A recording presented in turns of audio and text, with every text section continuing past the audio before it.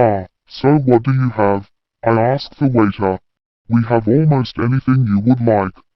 "Just name a food, Miss Sage." But what would you think I would like?" "Sorry, but I don't know what you would like." "Yeah, but just guess." "I'm not good at guessing." "Just try." "I'm sorry, but if you'd like to think about it, I could come back." "No, just NA." "Ooh," came an unfamiliar voice, "get the ham and cheese sandwich and a chocolate milk." "It's the bomb." I turned toward the source of the voice. It was a girl about my age, with long blonde hair pulled up into a pair of buns on the top of her head and large hazel eyes. She was wearing a fancy purple dress and was carrying a blue handbag that seemed to be bulging. She was pretty short, just slightly taller than me. With a grin, she ran forward and came to a stop in front of us. "Hello, Max," she said to the waiter. "Good day, Miss Alexandra," Max the waiter replied. "Would you like me to prepare your food?" "Oh, no thank you, I already ate. I just came here to say hi to the new girl." "Hi new girl, I'm Alexandra, what's your name?" I could hardly keep up with what this girl was saying. "Ah, I'm Sage." "Wow, that's a pretty name." "Like I already said, I'm Alexandra, I'm 16 years old by the way." When Dr. Morsi told me that she wanted me to help show the new girl around, I was like, whoa really?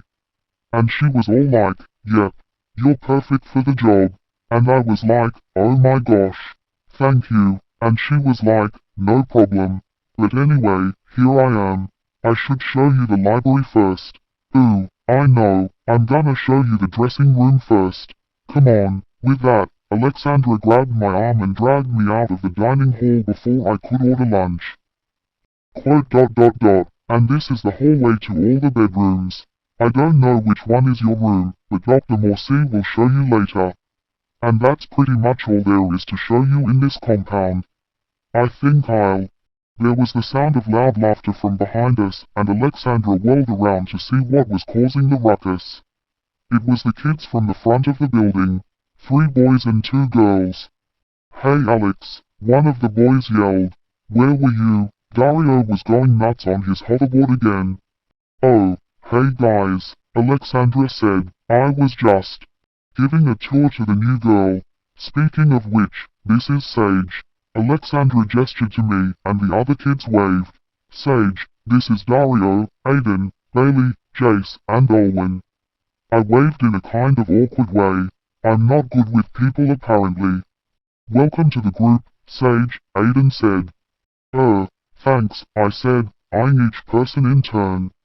Dario was crazy tall with dark hair, skin, and eyes. He looked older than me. If I had to guess, I'd say that he's about 18 years old. He was also holding a metal board the shape of an oval. Aiden had long, wavy red hair and looked like the kind of person that would surf. Bailey had long brown hair and white eyes.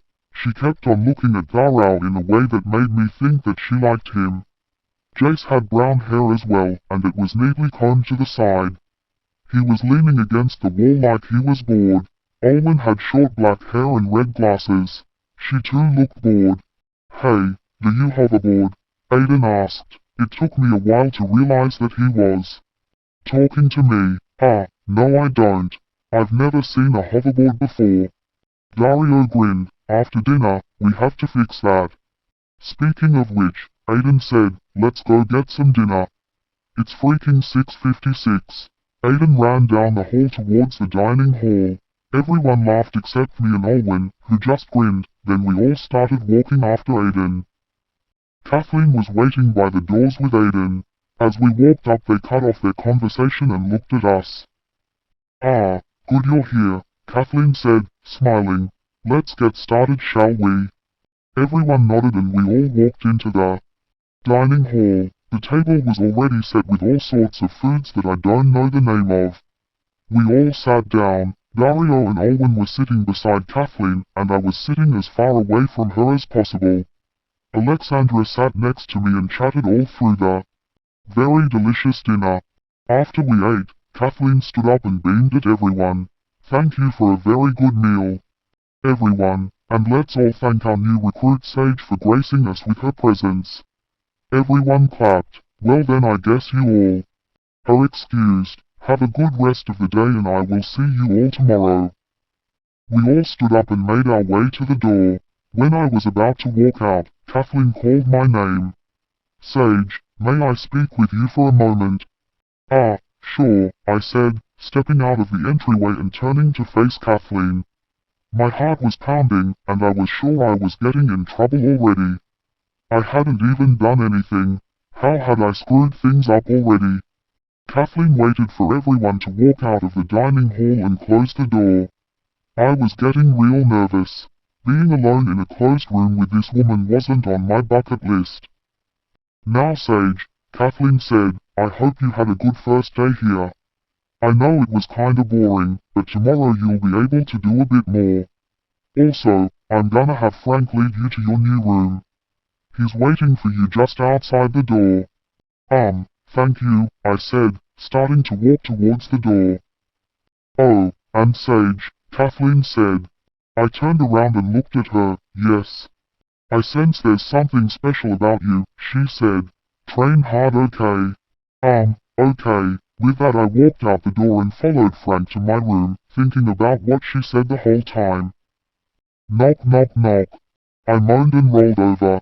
Someone was knocking on my door, and interrupted my sleep. It was a beautiful sleep too. I don't think I've ever slept better in my life. Who is it? I yelled sleepily. Someone laughed from the other side of the door. Sage, it's me Alexandra. You need to wake up. You don't want to waste your free day, do you? Free day, I thought to myself, alright, let me get dressed. I'll be out in a minute.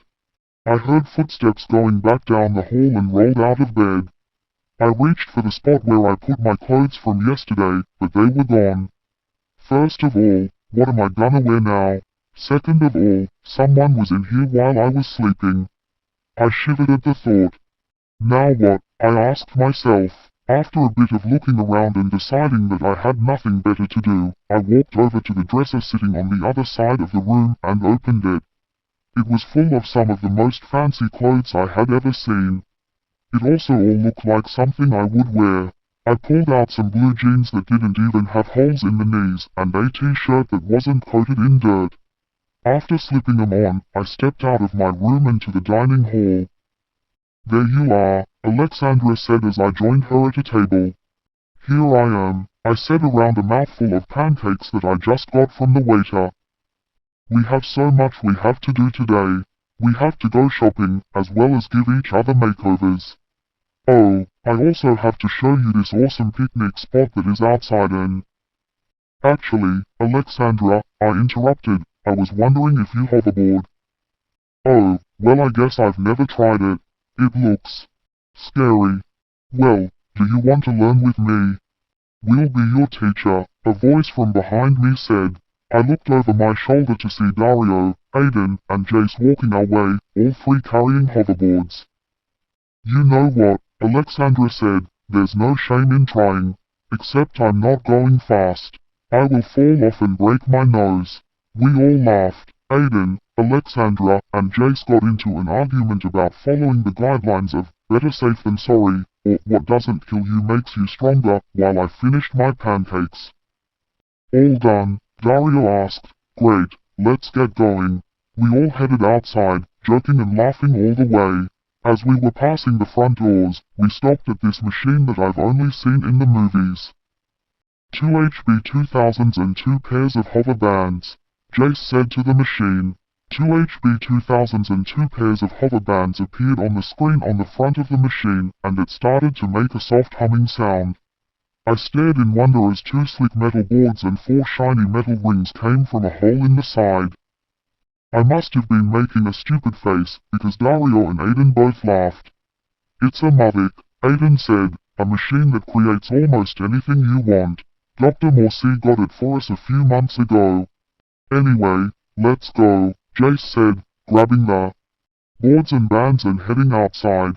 We followed him out to a giant courtyard where Jace was already boarding his hoverboard. He hopped on the board and floated up into the air where Aiden soon followed him. Slip these bands over your wrist like this. Dario explained, showing with his own hover bands. I slipped my band over my wrist and the metal adjusted to fit me. Alexandra did the same, and she shot me a nervous smile. Now, just hop on your board and... I didn't wait for further instructions. I jumped on the board which swayed slightly. With the sudden change of weight, I figured that this board would work like one of those old-fashioned boards on wheels, so I leaned forward. To my surprise, the board actually started moving forward. I couldn't help but laugh at my success. Sage, wait for me. I heard Alexandra yell from behind me, but I didn't wait. I zoomed on ahead and between Jace and Aiden so fast that they swerved to the side. I laughed and tried to swerve my board around, but lost my balance and went tumbling off the board. I yelled as I fell off the board. I thought that I was a goner, but right before I hit the ground the metal bands on my wrists pulled upward and yanked my arms very painfully. Sage, what the flip? Alexandra came running over to me and started yelling at me, but the boys were just laughing their heads off. I pulled my arms down and fell the rest of the way to the ground. You are so lucky you wear those bands. Alexandra was telling me, they saved your life. You should have waited for me. It takes a while for your board to learn your movements. Jace said, hovering over Alexandra, you're gonna have to use the board a little more before you go swerving.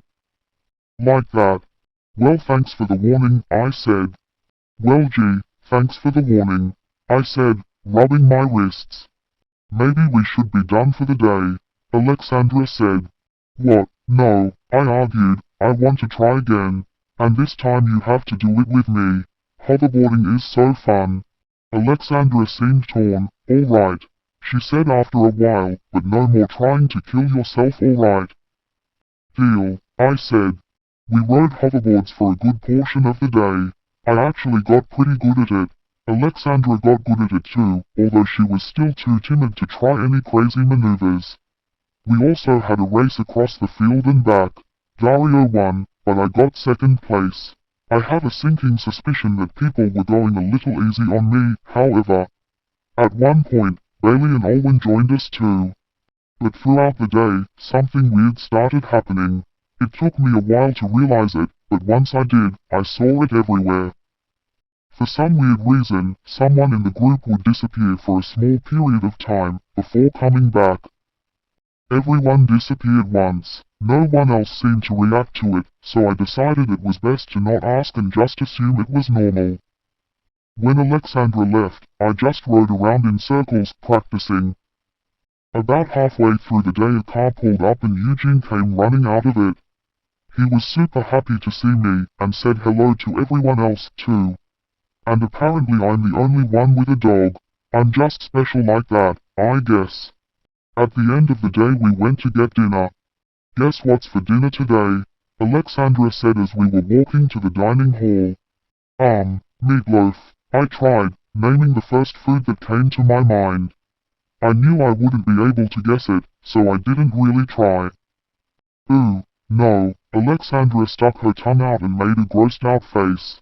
We're having sushi. I love sushi. Dr. Morsi always has professional sushi makers come and make it for us. Dang, professional, that must be expensive, but then again, this lady was the ruler of Braineve. She had to be pretty rich. We soon arrived at the dining hall where Kathleen was waiting for us. Good, good. Let's eat now, shall we? She asked, clapping her hands. We all nodded and stepped into the hall. The sushi actually was really good. I've never had fish before, let alone raw fish.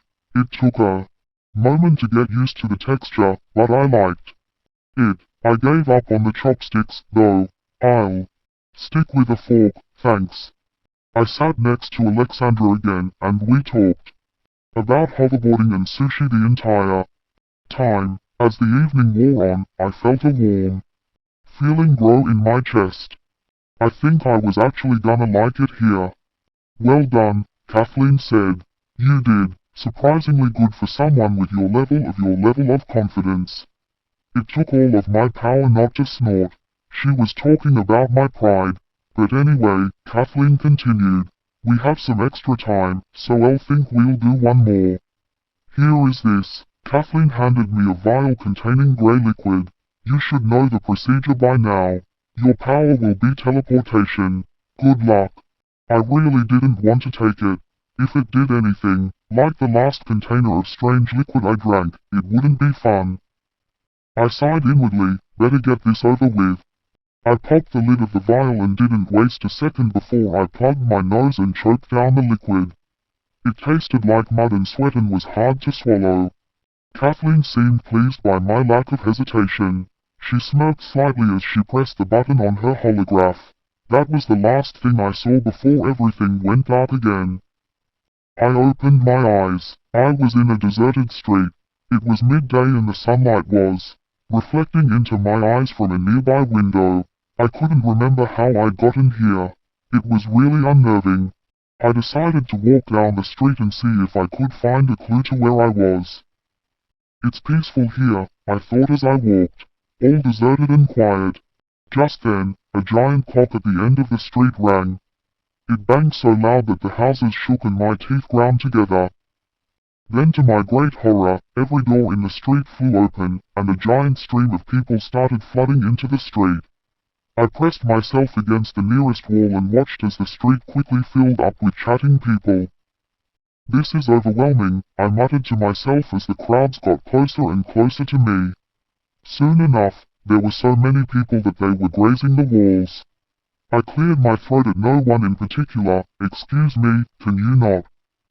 Someone bumped me with their elbow and pushed me into the stream of people.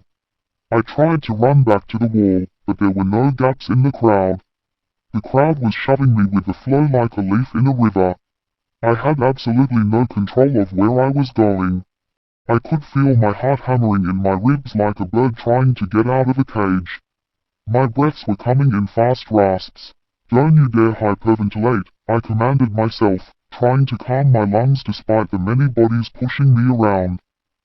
Just then, I thought of something that gave me a strange sense of déjà vu. It was painfully hard to identify, with the crowd shoving at me from all sides. I wanted nothing more than to curl up and not stand up ever again. But that tiny memory kept nagging at my mind. Taking in a deep breath, I thought of a quiet field, absent any humans, and spun on the spot. There was a cracking noise and everything went black. I couldn't feel anyone pushing against me anymore, and it was quiet. I opened my eyes and there I was in the field I was thinking about before. The sound of birds filled the air and I let out a breath I didn't even know I was holding.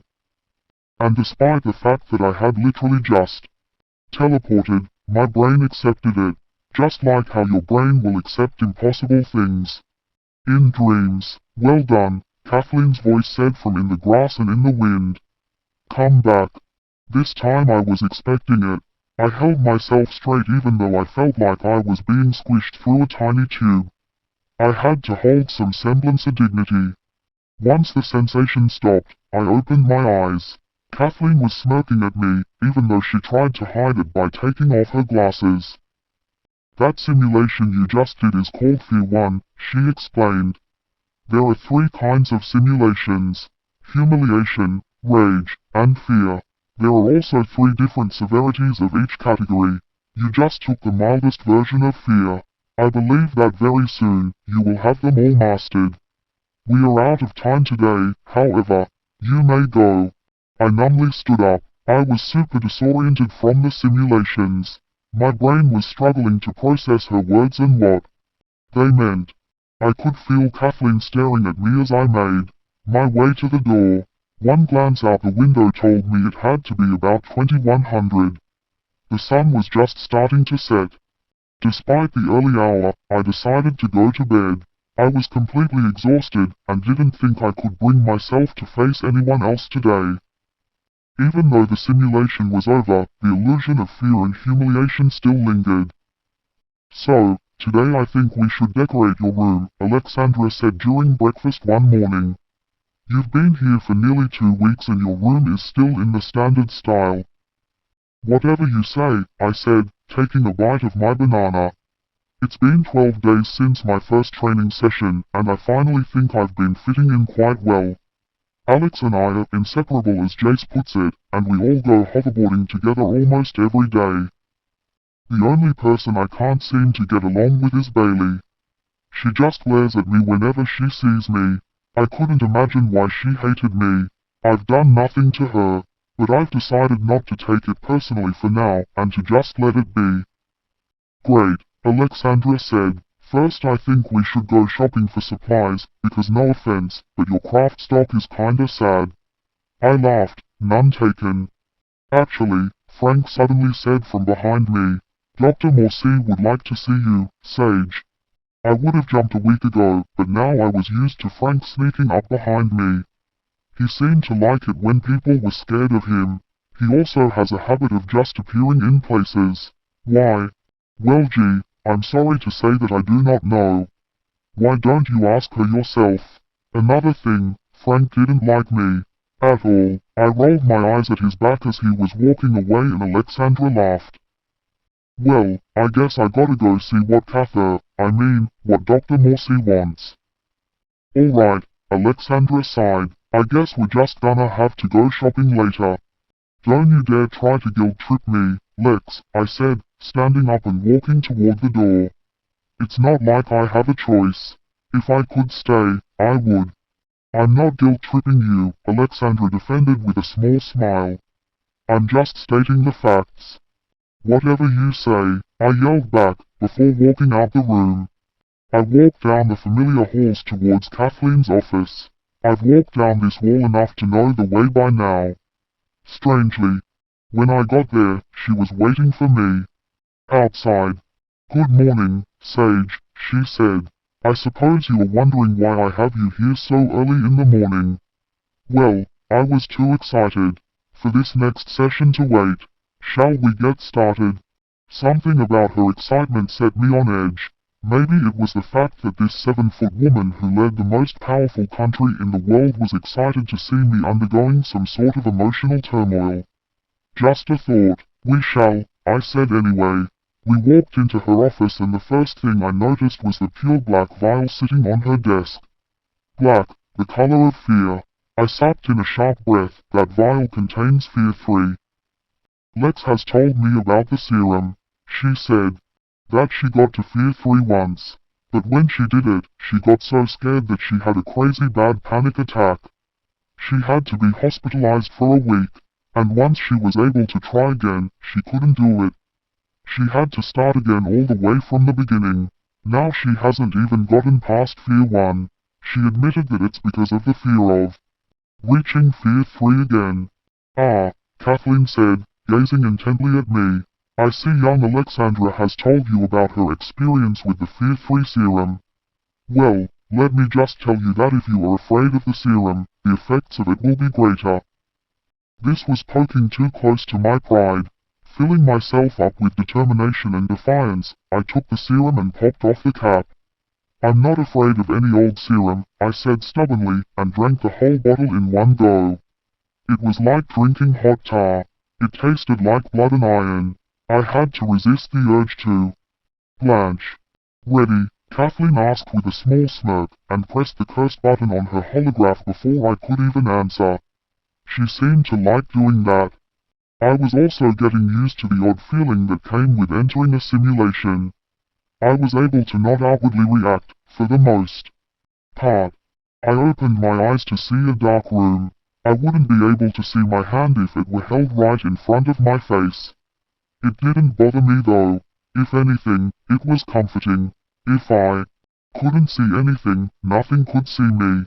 I knew these simulations, nothing would happen if I didn't do anything. So even though I wanted to stand there in comfortable darkness and never have to go through with this, I started walking blindly forward. I hoped that there was nothing in this room. It would be a little awkward if I ran directly into my worst nightmare. Suddenly, a blinding light flickered on, spotlighting a desk in front of me.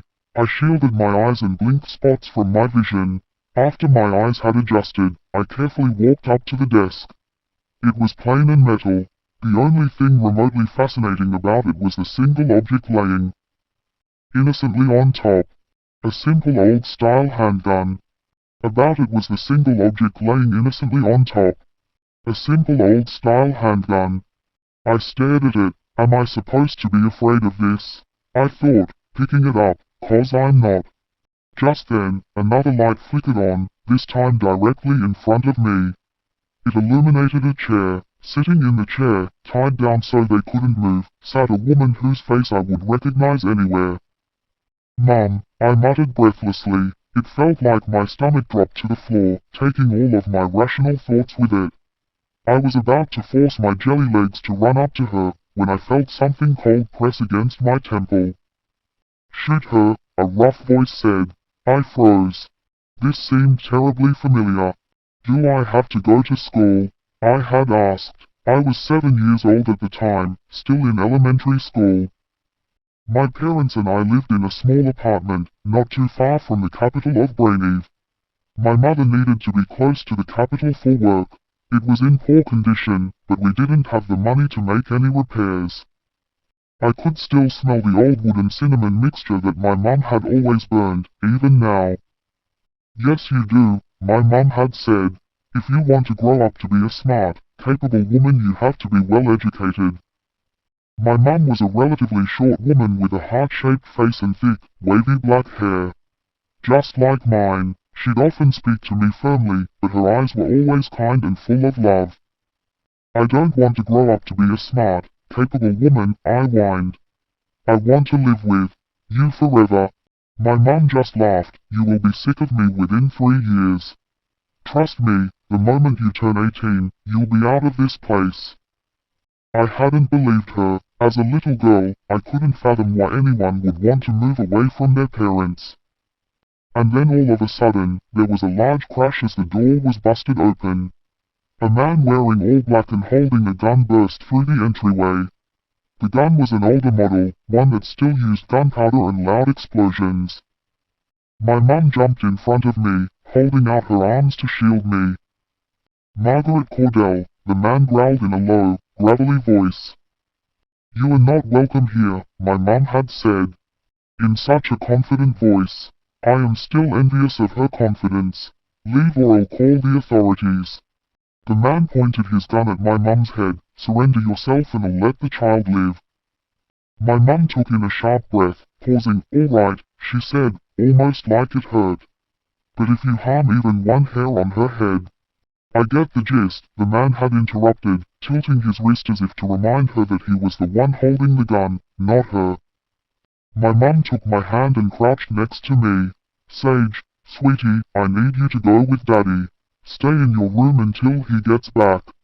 "Okay, be good for him." "What's gonna happen to you?" I asked. I could see tears in her eyes, even though she was smiling at me. I hadn't understood what was going on. Not really. I knew that this man scared my mum, and that was all I needed. "I'm gonna be alright," she had said, squeezing my hands, "as long as you stay safe." "Got it." I nodded, letting go of my mother's hands and walking in the direction of my room. But before I could make it, the man grabbed my arm and yanked me towards him. I yelped and struggled against him, but it was useless. I could feel something cold being pressed against my temple. I had seen the look of fear in my mother's eyes. I said, she started. "Not a hair on her head," the man had said with a sneer. "But I see one problem with that. I am the one with the gun, aren't I?